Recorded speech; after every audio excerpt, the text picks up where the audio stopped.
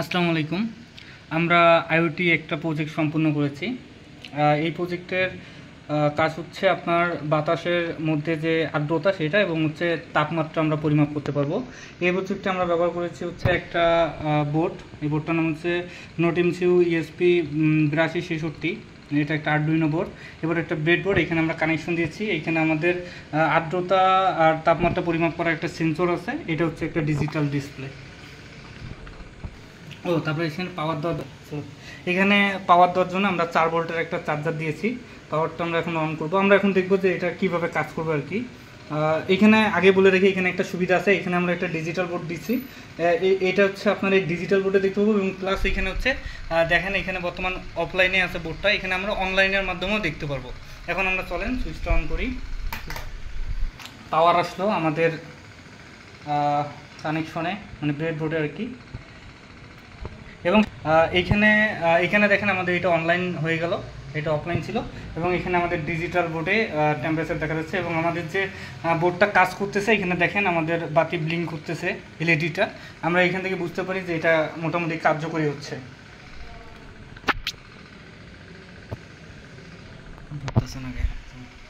আবার তাপমাত্রা বলবা এখানে দেখো রিয়েল টাইম একেবারে এটা দেখো, এটা অল্প একটু দেখাবো, এটা বুঝতে পার। এই যে হচ্ছে আপনারা দেখেন এখানে রিয়েল টাইম ডাটা হচ্ছে, হিউমিডিফায়ার হচ্ছে আপনার হচ্ছে 93 এবং হচ্ছে টেম্পারেচার এখানে দশমিকটা দেখাইতেছে।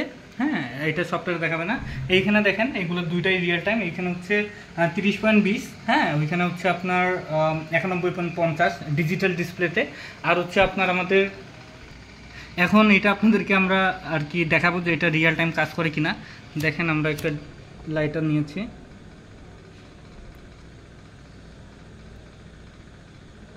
দেখেন তাপমাত্রা বাড়তেছে।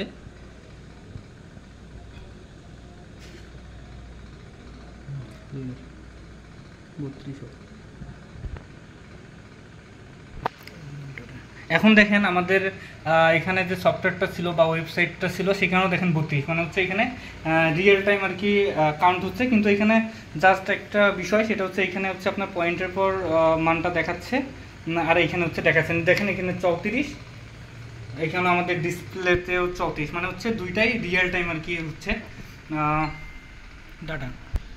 এটি আমাদের বাস্তব জীবনে অনেক ক্ষেত্রে কাজে লাগতে পারে।